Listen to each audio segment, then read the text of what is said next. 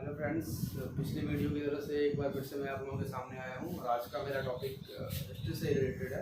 आज का मेरा टॉपिक है भारत में ब्रिटिश राज्य के आर्थिक प्रभाव क्या क्या रहे। इस टॉपिक पे डिस्कस करने से पहले मैंने पिछली वीडियो में जो आपसे क्वेश्चन किए थे उसके आंसर आपको दे दूँ। पहला क्वेश्चन था, किस महारानी ने ईस्ट इंडिया कंपनी को ईस्ट में व्यापार करने के लिए ऑथराइज किया, तो वो थी एलिजाबेथ फर्स्ट। मेरा दूसरा क्वेश्चन था कि ब्रिटेन के राजा चार्ल्स द्वितीय को कौन सा आइलैंड एज ए डॉवरी मिला था, तो वो है बॉम्बे। अब हम बात करते हैं भारत में ब्रिटिश राज्य के आर्थिक प्रभाव क्या क्या रहे।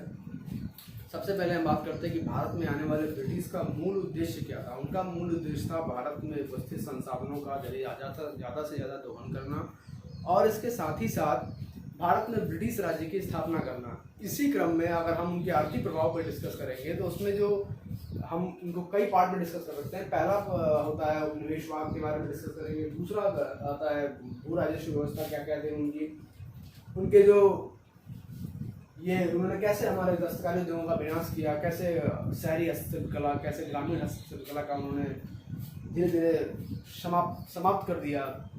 इसके साथ ही साथ उन्होंने हमारे संपत्ति का पलायन धीरे धीरे भारत से ब्रिटेन कैसे होने लगा और भारत में औद्योगिक उद्योगों की स्थापना कब हुई, कैसे हुई, इसके बारे में डिस्कस करते हैं। सबसे पहले हम डिस्कस करेंगे उपनिवेशवाद के बारे में। उपनिवेशवाद को विद्वानों ने साम्राज्यवाद के पहले की जो स्थिति है उसे उपनिवेशवाद की संज्ञा दी है। भारत में ब्रिटिश राज्य के उपनिवेशवाद के जो 3 चरण थे, उन 3 चरणों में जो पहला चरण था वो था वाणिज्यिक उपनिवेशवाद, वाणिज्यिक पूंजीवाद। अब जब बक्सर एवं प्लासी के युद्ध, दोनों युद्ध में ब्रिटेन अंग्रेज जब जीत गए तो उनके सामने उनके 2 लक्ष्य उन्होंने अपने सामने रखे। पहला लक्ष्य था कि भारत के व्यापार पे उनका एकाधिकार।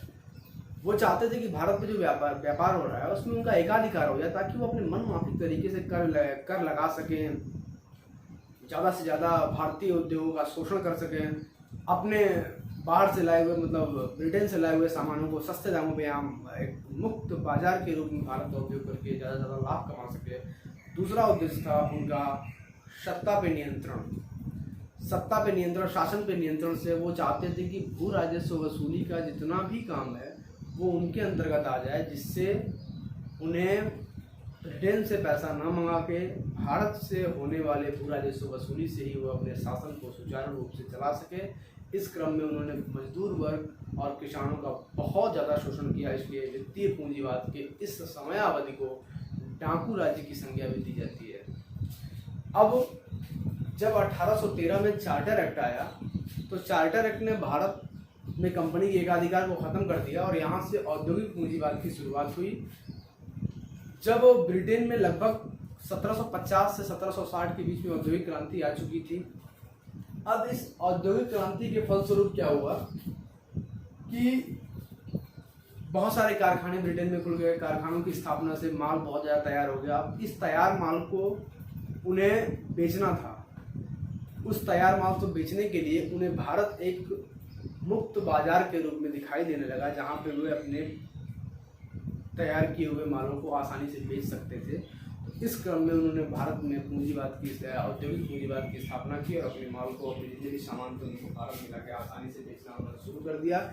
इस औद्योगिक पूंजीवाद को और बढ़ाने के लिए उन्होंने भारत के जो उद्योग थे, धंधे थे, उससे बहुत ज़्यादा कर वसूली करके उनको धीरे धीरे ख़त्म किया और भारत के लोगों को, भारत को एक कृषि प्रधान देश के रूप में मोड़ दिया।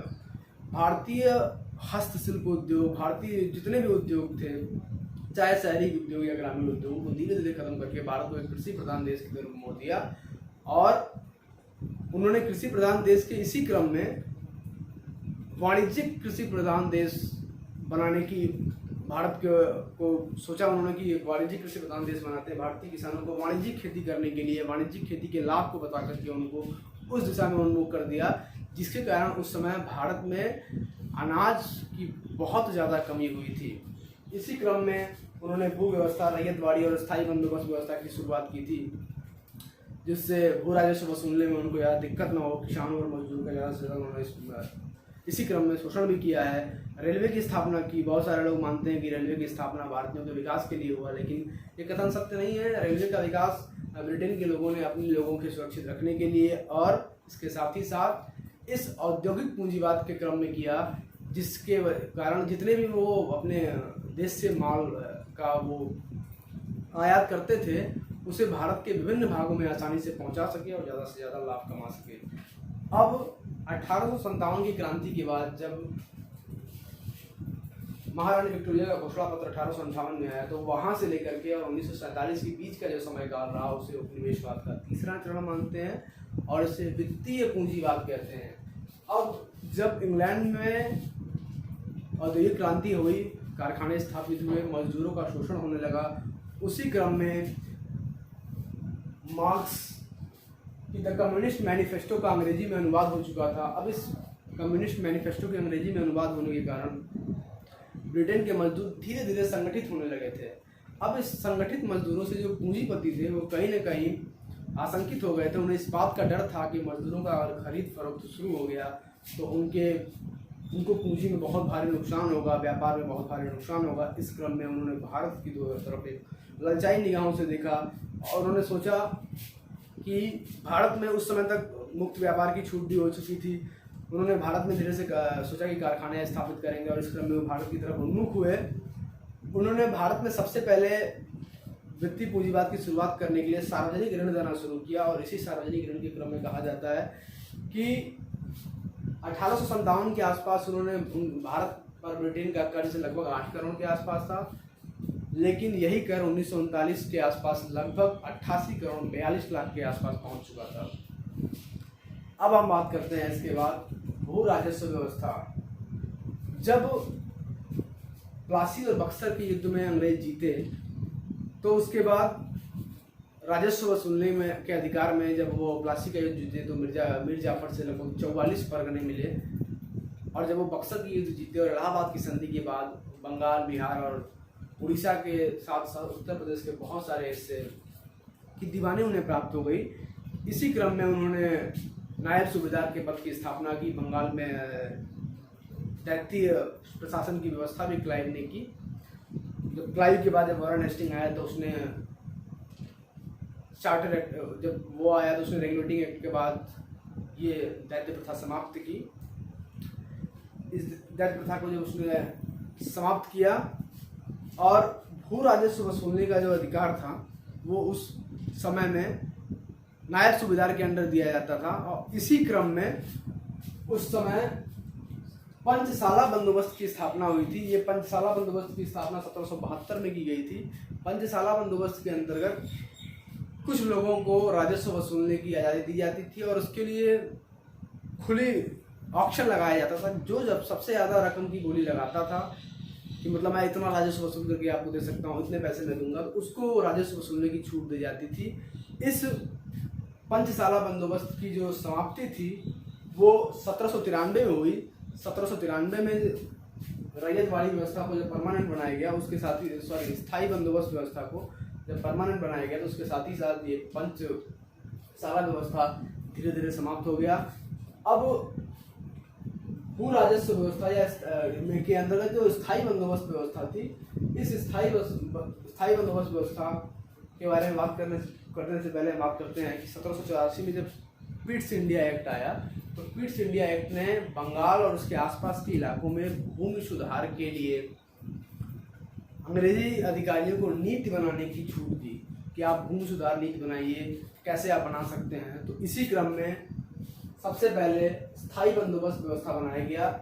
जब 1786 में लॉर्ड कॉर्नवालिस को बंगाल का गवर्नर जनरल बनाया गया तो लॉर्ड कॉर्नवालिस ने भू राजस्व व्यवस्था के बारे में सोचा। इसी क्रम में दो अंग्रेज जॉन सूरे और जेम्स ग्रांट ने भू राजस्व व्यवस्था के बारे में अपनी कुछ सलाह रखी। जॉन सूरे का ये मानना था कि जमीन का जो स्वामी हो वो जमींदार हो और वो राजस्व वसूल करके कर जितनी लगान हो उसकी वसूली करके अंग्रेजों तक पहुंचाए, लेकिन वो जो भी भूमि का स्वामित्व हो वो जमींदार के अंदर में हो। जमींदार चाहे जिस किसान को जितना भाग दे सके वो दे। जबकि इसके विपरीत जो दूसरे साथी थे उनके, जेम्स ग्रांट, उनका मत बिल्कुल इससे अलग था। उनका मत ये था कि जमींदार भूमि का स्वामित्व नहीं रखेगा, भूमि का जो होगा वो स्वामी सरकार होगा। भूमि सरकार के अंडर में आएगी। जमींदार मात्र एक कर वसूल करने का सिंपल सा एक बीच की कड़ी होगा जो कर वसूल के सरकार को देगा। उसके भूमि स्वामित्व में कोई मतलब नहीं होगा, वो भूमि का स्वामी नहीं होगा। अब जो लॉर्ड कॉर्नवालिस था वो जॉन सोरे की बात से सहमत था कि जमींदार को भूमि का स्वामी बना दिया जाए और वो अपने मनमर्जी जितने जैसे चाहे वो कर की वसूली करे और जितना कर हमने निर्धारित किया वो हमें दे। जॉन सोरे को इस बात से तो सहमत था, लेकिन जॉन सोरे की ये बात कि जो स्वामित्व वो 10 साल के लिए रखा जाए वो इस बात से सहमत नहीं था। हालांकि 1790 में जब स्थायी बंदोबस्त की स्थापना की गई भू व्यवस्था की तो उस समय 10 साल की अवधि के लिए रखा गया, लेकिन जब बोर्ड ऑफ डायरेक्टर की स्वीकृति हुई तो 1793 में इस जमींदारी की व्यवस्था को स्थायी बना दिया गया और इस स्थायी बंदोबस्त व्यवस्था को के अंतर्गत जमींदारों को ही भूमि का असली स्वामित्व दिया गया। जमीन की इस बंटवारे इस व्यवस्था को ही भू की इस व्यवस्था को ही स्थायी बंदोबस्त व्यवस्था का नाम भी दिया गया। अब दूसरा जो बंदोबस्त की व्यवस्था थी भू व्यवस्था थी उसको रैयतवाड़ी व्यवस्था बोलते हैं। जो स्थायी बंदोबस्त व्यवस्था थी वो ब्रिटिश क्षेत्र के अंदर भारतीय भूमि के 19% भूमि पर, मतलब बंगाल, बिहार, उड़ीसा, उत्तर प्रदेश के साथ साथ उत्तरी कर्नाटक के हिस्सों में ये व्यवस्था फैली हुई थी।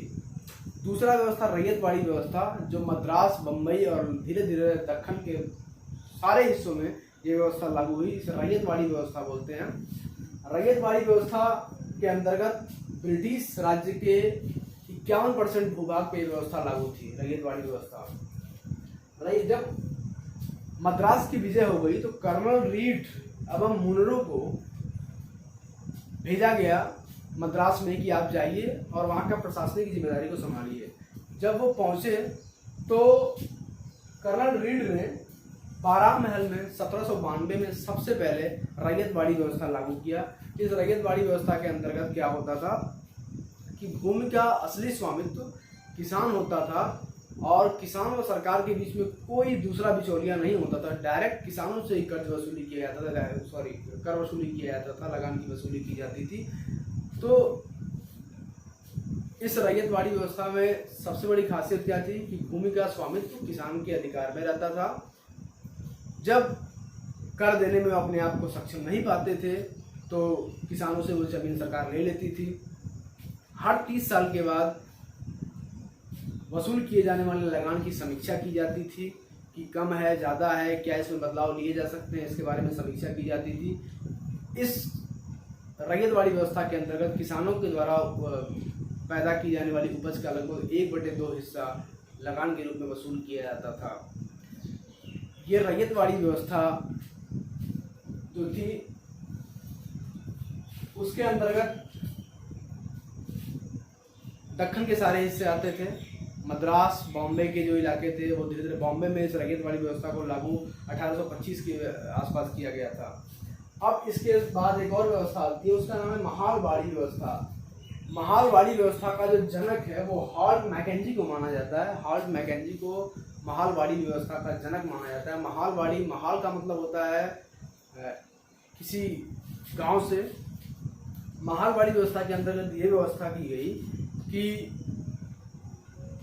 हम एक गांव से राजस्व वसूलेंगे, ना एक किसान से वसूलेंगे ना एक जमींदार से वसूलेंगे। हम सीधे एक गांव को डिसाइड करेंगे कि ये गांव है, इस गांव से हम राजस्व की वसूली करेंगे। उस गांव में एक जैसे आधुनिक प्रधान होता था उसमें गांव का एक नियुक्त किया जाता था गांव का प्रमुख, और उनसे डायरेक्ट सरकार संपर्क करती थी। वो गांव के लोगों से कर वसूलता था और सरकार को देता था। लेकिन इस महालवाड़ी व्यवस्था की सबसे बड़ी खासियत क्या थी कि भूमि का जो स्वामित्व था वो किसानों के ही हाथ में था। कर वसूलने का अधिकार केवल गांव के जो प्रमुख हुआ करते थे उनके हाथ में था, लेकिन किसानों से भूमि की जो स्वामित्व था वो नहीं किया। हालांकि अगर किसान लगान देने में अपने आप को अक्षम पाते थे तो वो अपने मनमर्जी के हिसाब से जमीन को बेच सकते थे, जमीन को गिरवी रख सकते थे। ये अधिकार उनको दिया गया था। इसके अंतर्गत लगभग ब्रिटिश शासन के अंदर की जितने भी क्षेत्र थे उसकी 30% जो हिस्सेदारी थी वो आती थी। इस व्यवस्था को 1833 ईस्वी के आसपास, इस व्यवस्था को 1933 ईस्वी के आसपास इस व्यवस्था को भू राजस्व व्यवस्था, भू व्यवस्थाओं में सबसे अच्छी व्यवस्था माना गया। माहलवाड़ी व्यवस्था को। अब हम बात करते हैं कि अंग्रेजों ने भारतीय दस्तकारी उद्योगों का विनाश कैसे किया। इस क्रम में सबसे पहले हम बात करते हैं शहरी उद्योगों के बारे में। जो शहरी हस्तशिल्प कला थे, भारत के जो शहरी हस्तशिल्प कला, भारत के द्वारा निर्मित जो वस्तुएं थी, वो विभिन्न देशों में उस समय में फेमस हुआ करती थी। अंग्रेज भी लगभग 1600 से लेकर के प्लासी के युग तक बीच में अपने देश से बहुत सारी कीमती चीज़ें लाते थे। उनकी नक्काशी उनको बनवा करके, अच्छे अच्छे आभूषण बनवा करके, बहुत सारी मूर्तियां बनवा करके वो अपने देश में ले जा करके अच्छे अच्छे दामों में बेचा करते थे। ये लगभग 1600 से 1757 के आसपास की स्थिति थी। लेकिन जब जैसे जैसे वहाँ पे औद्योगिक क्रांति की शुरुआत हुई तो अंग्रेजों के अंदर धीरे से लालच आया और उन्होंने लगभग भारत के जितने भी शहरी उद्योग थे उस पर हमला करना शुरू कर दिया। शहरी उद्योगों के ध्वस्त होने के कारणों के बारे में हम बात करेंगे। तो इसी क्रम में 1600 ईस्वी में देखा गया कि जब यहाँ से सामान बनवा करके, यहाँ से बने हुए सामानों का ब्रिटेन में भरमार हो गई, तो उसी में क्रम में लगभग 1720 के आसपास ब्रिटेन सरकार ने एक अधिनियम पारित किया। इस अधिनियम के अंतर्गत एशियाई सामानों की बिक्री पर रोक लग गई और ऐसा कहा जाता है कि 1760 के आसपास एक महिला के ऊपर 200 पाउंड का जुर्माना सिर्फ इस बात पर लगाया गया क्योंकि उसके पास विदेशी रुमाल था। इसी क्रम में जब हम बात करेंगे शहरी दस्तकारों, शहरी हस्तशिल्प उद्योगों का विनाश क्यों हुआ, तो इसके सबसे बड़ा कारण था रजवाड़ों की धीरे धीरे समाप्ति। लॉर्ड डलहौजी और अन्य British governor general, British captain ने धीरे धीरे भारत के रजवाड़ों को समाप्त कर दिया। ये रजवाड़े ही जो थे वो इन हस्तशिल्प कला उद्योगों को बहुत ज़्यादा मात्रा में सहायता प्रदान करते थे और उनके बहुत सारे सामानों को खरीदना उन्हीं के अंडर में होता था। जैसे जैसे रजवाड़े ख़त्म हुए धीरे धीरे ये शहरी उद्योग भी समाप्त होते चले गए। इसके साथ ही साथ जब ब्रिटिश भारत में आए तो उन्होंने भारत के द्वारा जो बनाई जाने वाली जितनी वस्तुएं थी, जितने भी शहरी उद्योग थे, उनके द्वारा जो प्रोडक्ट आते थे उस पर बहुत ज़्यादा कर वसूली करके उन्होंने भारत के जो भी उद्योग धंधे थे उनकी पूरी कमर तोड़ दी और जितने वो अपने देश से सामान लाते थे उसको सस्ते से सस्ते दामों में बेचते थे। इसी क्रम में कारखानों से बने हुए माल भारत में आने लगे। कारखानों से बने हुए माल कहीं ना कहीं वे हाथ से बने हुए कपड़े या अन्य चीज़ों से सस्ते हुआ करते थे और धीरे धीरे रेलवे की सहायता से इन लोगों ने उन सामानों को भारत के विभिन्न क्षेत्रों में पहुंचाया और शहरी हस्तशिल्प उद्योग को धीरे धीरे नष्ट कर दिया। अब हम बात करते हैं, इसी क्रम में एक प्रथा आई, इसका नाम था दुधनी प्रथा। इस दुधनी प्रथा से सबसे अधिक नुकसान किसी को हुआ तो वो जुलाहे वर्ग को हुआ। जुलाहे वर्ग के नुकसान के पीछे कारण क्या था कि जो जुलाहे थे उनको जो ब्रिटिश थे वो कुछ पेशगी रुपए दे देते थे और वो मनचाहे समय पे, मनचाहे दाम पे, मनचाहा मात्रा में सामान बनवा करके उनसे लेते थे, जिसके कारण बहुत सारे जुलाहे अपने काम धंधे को छोड़ के खेतिहर मजदूर बनने पे मजबूर हो गए थे उस दौरान। अब हम बात करते हैं, इसी क्रम में ब्रिटिश की एक चाल हुई कि भारत को कृषि प्रधान देश की तरफ उन्मुख किया। जैसे कि मैंने पहले ही आपको बताया कि कृषि प्रधान देश के उन्मुख करके बहुत सारे उद्योग धंधों को बंद करके लोगों को किसान बना दिया, लोगों को गरीब बना दिया। अब ग्रामीण हस्तशिल्प उद्योग कैसे धीरे धीरे चरमरा गया, इसके पीछे भी कारण थे सस्ते सामानों की उपलब्धता। जैसे कारखाने से बने हुए जो माल आते थे वो सस्ते होते थे, जिसके कारण लोग सस्ते मालों को खरीदने में अपने आप को ज़्यादा कंफर्टेबल फील करते थे। अब क्या होता था, पहले जो गांव में पुरुष वर्ग हुआ करता था वो खेती करता था और छोटे मोटे अपने काम किया करता था, जबकि जो औरतें होती थी गांव की वो हाथ से ही सूती कपड़ों को बुनना, कुछ कढ़ाई वगैरह करना, ये काम करके वो छोटे मोटे उद्योग धंधे चलाती थी। लेकिन जैसे बाजार में कारखाने से बने कपड़े आने लगे वैसे वैसे इनका उद्योग भी चौपट हो गया और धीरे धीरे गाँव की स्थिति और भी ज़्यादा दयनीय होनी शुरू हो गई। इसी क्रम में सबसे अधिक तगड़ा अगर किसी को झटका पहुंचा ग्रामीण उद्योगों में तो चर्मकार उद्योगों को। गांव में पहले क्या हुआ करता था कि जो भी मरे हुए पशु होते थे गांव के लोगों को ले जाकर चर्मकारों को दे दिया करते थे, वो उससे चमड़े की विभिन्न वस्तुएं बनाते थे। लेकिन जैसे कारखानों की स्थापना हुई तो जो पशुओं के मरे हुए पशुओं की तादाद थी, मरे हुए पशुओं की जो खाल हुए करते थे, वो लोग सीधे किसानों को न बेचती, कंपनी या कारखानों को बेचती, अधिक से अधिक लाभ कमाते थे। इस तरह धीरे धीरे चर्मकार उद्योग धीरे धीरे नष्ट हो गया। इसी क्रम में सिंथेटिक रंगों का बाजार में प्रचलन शुरू हो गया, जिससे रंग उद्योग जो था गाँव में वो भी समाप्त हो गया। इसी क्रम में केरोसिन का प्रचार प्रसार धीरे धीरे, केरोसिन का उपयोग गाँव में होने लगा, जिसकी वजह से जो तेल उद्योग था वो भी धीरे धीरे चरमरा गया। इसी क्रम में जो कुम्भकार हाथ से बने कारखानों से बने हुए जो धातु के बर्तन होते थे, उसकी अपेक्षा लोग ग्रामीण क्षेत्रों में बने हुए कुम्भकारों के द्वारा बने हुए बर्तनों का इस्तेमाल करना कम कर दिया। हालांकि ये उद्योग अन्य उद्योगों से अच्छी स्थिति में तभी भी था, अभी भी इसकी स्थिति अच्छी बनी हुई है, क्योंकि बहुत सारे परंपरागत ऐसे रीति रिवाज हैं, ऐसे त्यौहार हैं जिसमें आज भी या उस समय भी कुम्भकारों के द्वारा बनाए हुए बर्तनों का इस्तेमाल होता था। इसलिए ये उद्योग आज भी अपनी स्थिति, अपने अस्तित्व को बचाए हुए हैं। अब हम बात करते हैं संपत्ति का पलायन।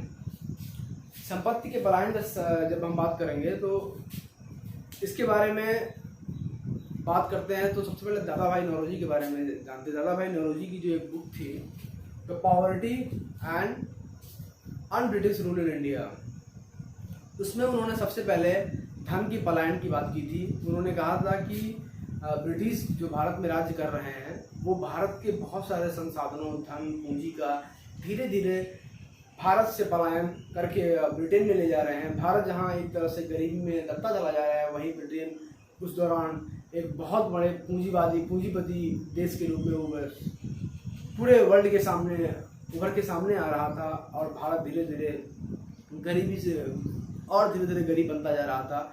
इस पे दादा भाई नौरोजी ने कांग्रेस के अधिवेशन में आवाज़ उठाई थी।